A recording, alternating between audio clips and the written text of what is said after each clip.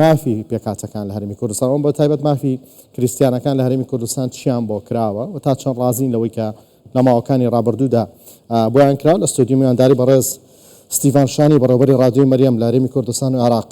بەڕێز ستیفان بەخێر بێن. سوپاس بامەدەمونتان. گرنگی پێدانی حکومەتی هەرێمی کوردستان بە پێکاتی کریسیانەکان وەکردنەوەی کەنیسەی ئەلنور چۆن هەڵسەنگیانن؟ قسەتان چێ سەری؟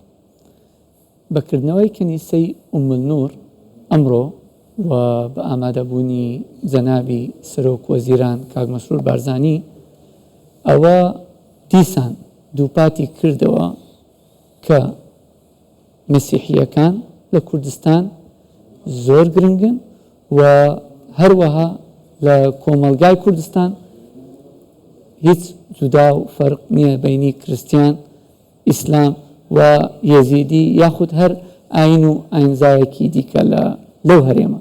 بەڵێ بەپێی دۆخی ئێستا چۆن ئەتوانین بڵێن حکومەتی هەرێمی کوردستان گرنگی بە پێکاتی کریسیانەدات بە باش شێوازی گرنگی پێدانەکەی لە ئاستی داخوازی خواستی کریسیانەکانە؟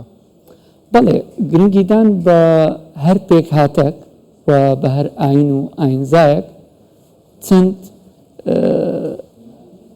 نقطە هەیە کە دەبی ئەمە ئاماژەی پێ بدەین. یەکەم جار دێن سەر حکوومەت کریسیانەکان لە حکوومەتی هەرێمی کوردستان بەشدارن و وەزیرمان هەیە وەکو جومگەی دەسەڵات لە پەرلەمانی کوردستان ئەندامی پەرلەمان هەیە و لە هەموو شوێنەکان وەکو دام و دەستگا وەزارەتەکان مەسیحی بەشدارن. ئەوە لە ڕووی بەشداری فەرمی و لە نوێنەرایەتیەکانی حکوومەتی هەرێمی کوردستان لە دەرەوەی وڵاتیش دا هەیە. دین لە دووەم کە وەکو پێکهاتە ئێمە وەکو مەسیحی بە کلدان بە ئاشووری بە سریان شوێنەکانمان ئارامە و هەروەها کەنیسە دروست کراوە و یەکێک لەو کەنیسانە ئەوڕۆ کە ئەلنورە کە کراوە. هەروەها دروستکردنی یانەی کۆمەڵایەتی سنتەر کە تایبەتە بە ئێمە بە مەسیحیەکان و یەکێک لە ئاماژە گرنگەکان کە ئەوەی کوردستان جێگەی پێکەوە ژیانە و گرنگی دانێکی تایبەت هەیە بە پێکەوە ژیان و بە مەسیحیەکان کە ئەمە خەڵکی ڕەسەنی ئەو وڵاتە و ئەو هەرێمەینە. بۆ یەکەم جار زانکای کاتۆلیکی لە کوردستان کرایەوە. زانکۆی کاتۆلیکی طبعاً لە بۆ هەموو فێرخوازانە لە بۆ هەموو قوتابیانە ئیسلام مەسیحی کاکەیی یەزیدی دەتوانانی لەم زانکۆیە تەنها بۆ کریسیان نییە بەڵام ناوەکەی زانکۆی کاتۆلیکیە و لە ڕۆژهەڵاتی ناوەڕاست لەوانەیە زۆر زانکۆ هەبیتن. لە لوبنان زانکۆ هەیە بەڵام ناوی زانکۆی کاتۆلیکی نییە. خۆشبەختانە یەکەم جار لە کوردستان ڕەزامەندی درا لەسەر ئەوەی ئەو زانکۆیە بە ناوی خۆی کو لە دنیا بە زانکۆی کاتۆلیکیە بەو ناوە ئەو زانکۆیە بکرێتەوە. و هەروەها ئەو رادیۆی ئەمن ئێستا کە وەکو بەڕێوەبەری ئەو رادیۆمە رادیۆ مەریەم لە 94 شوێنی ئەو دنیاە هەیە بە زیاتر لە 106 زمان ئەگەر هەڵە نەبم. یەکێک لەو شوێنانە هەرێمی کوردستانە. ڕاستە ئەمە دەتوانین لە شوێنی دیکەی عێراق ستۆدیۆکانی خۆمان بکەینەوە بەڵام فریکوێنسیمان پەخشمان لە سنووری هەرێمی کوردستانە لە هەولێر و لە دهۆک.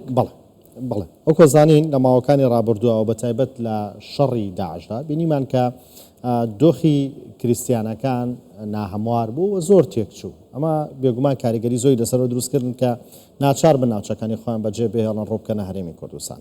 کاتێ هاتنە هەرێمی کوردستان ژیانێکی شایستیان بۆ دامین کراوە ئاوارانە لە هەرێمی کوردستان؟ کاتێ ئاوارە مەسیحیەکان هاتنە هەرێمی کوردستان چ جیاوازیەکیان لە هیچ کوردێک و لە هیچ مەسیحیەکی ڕەسەنی خەڵکی ئەم شارە نەبوون. ئەمن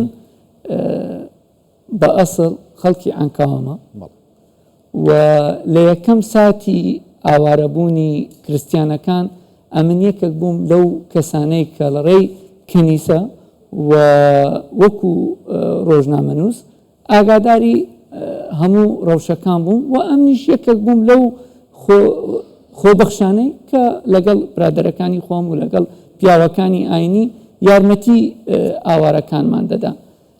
حکومەتی کوردستان لە یەکەم دقەوە بە هەموو وەزارەتەکان و بە سەرۆک وەزیران و بە سەرۆکایەتی هەرێم هەموو ئامادە باشی خۆیان ڕەخساند و هەموو ئوموری لۆجستی بەردەست بوو بۆ ئەوەی خزمەتی ئاوارەکان بکرێت.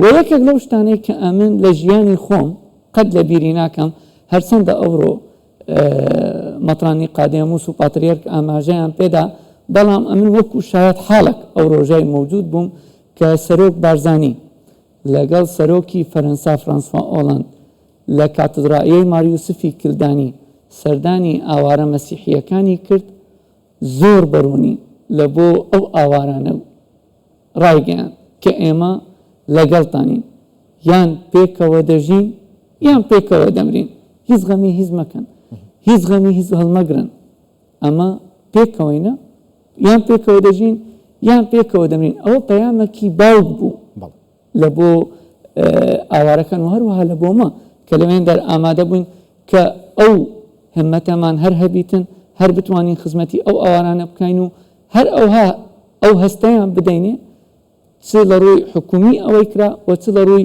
کۆمەلگا کە ئەوە برا و کەس و خەڵکی منە. ئەو کۆستا چۆن باسم کرد کە بەشێکی زۆری ئاوارە کریستیانەکان لە عێراقەوە ڕویان لە هەرێمی کوردستان کرد. بێگومان لە هەرێمی کوردستانەوە باس کرد کە چۆن بە دۆخی ژیانیان. ئەمە بەتایبەت لە سەردەمی شەڕی داعشا بوو. لە دوای کۆتایی هاتنی داعشیش تا ئێستا کریستیانەکان لە ناوچەکانی خۆیان هەست بە ئارامی ناکەن، بەشێکیان ئامادە نین بگەڕێنەوە زێتی خۆیان بەتایبەت بۆ دەشتی نێنیەوە. هۆکاری ئەم نائارامیە چییە؟ هۆکاری ئەم ئارامیە بێگومان زۆر شتە، دروستبوونی میلیشیا لەم ناوچانە و هەروەها ژێرخان، هەر ئینسانێک کە لە شوێنێک بژیتم پێویستی بە ژێرخانە. ئەو برامەسیحانەی ما ئەگەر بگەڕێن پێویستیان بەوەیە کە خانیان نوێژەن بکرێتەوە. ئایا خانیان نوێژەن کرایتەوە؟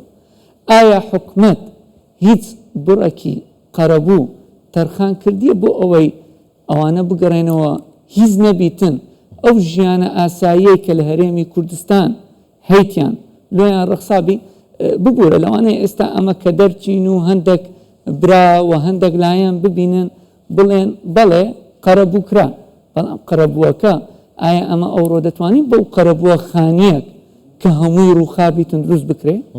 ئایا ئەمە ئێستا دەتوانین ئەگەر ئەو کەسە سەر و هەموو ئەمانەوە زەمانەتی پاراستنی ژیانیان لە هەمووی گرنگتر نییە؟